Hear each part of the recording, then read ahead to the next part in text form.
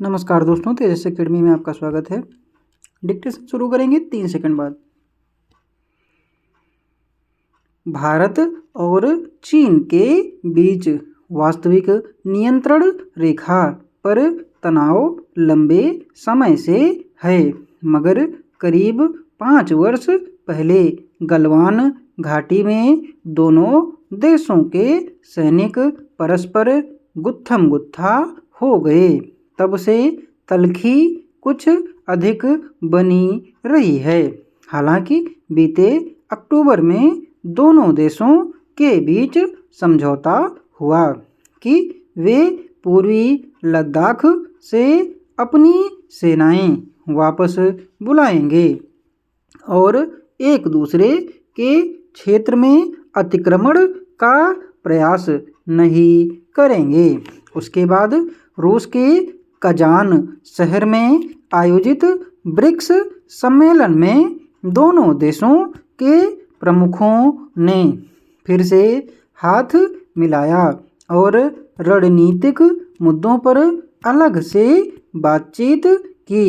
इससे दुनिया को यही संदेश गया कि भारत और चीन के रिश्तों में आई कड़वाहट अब दूर हो गई है और वास्तविक नियंत्रण रेखा पर टकराव की स्थितियां फिर नहीं बनेंगी। मगर सेना दिवस से 2 दिन पहले और फिर सेना दिवस के अवसर पर भारतीय सेना प्रमुख ने जिस तरह वास्तविक नियंत्रण रेखा की हकीकत बयान की, उससे यही जाहिर हुआ है कि भारत अब भी चीन को लेकर सतर्क है।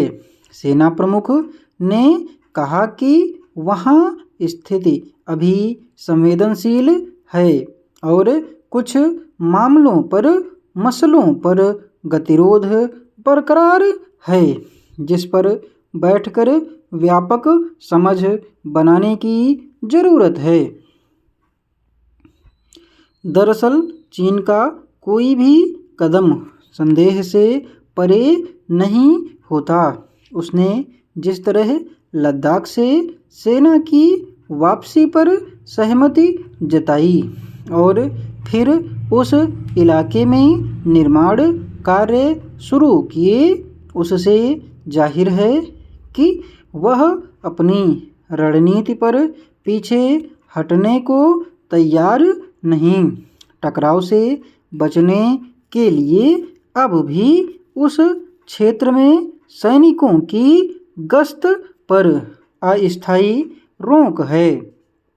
अब इस बात के भी पुख्ता प्रमाण हैं कि 2020 में हुए सैन्य टकराव के बाद चीन ने भारतीय अधिकार वाले क्षेत्र में बड़े पैमाने पर अतिक्रमण किया और कुछ जगहों पर गांव और प्रशासनिक इकाइयां बसा दीं। वहां उसने बड़ी मात्रा में आयुध सामग्री जमा कर रखी है। ऐसी स्थिति में भारतीय सेना के लिए वास्तविक नियंत्रण रेखा से अपने अतिरिक्त सैनिकों को वापस बुलाने का फैसला करना कठिन बना हुआ है। चीन ऐसी चालें चलता रहता है कि वह जिन मुद्दों पर समझौता करता है उन्हीं के विरुद्ध कदम भी उठाता रहता है। ऐसे में भारतीय सेना वास्तविक नियंत्रण रेखा पर किसी तरह की ढिलाई नहीं बरतना चाहती।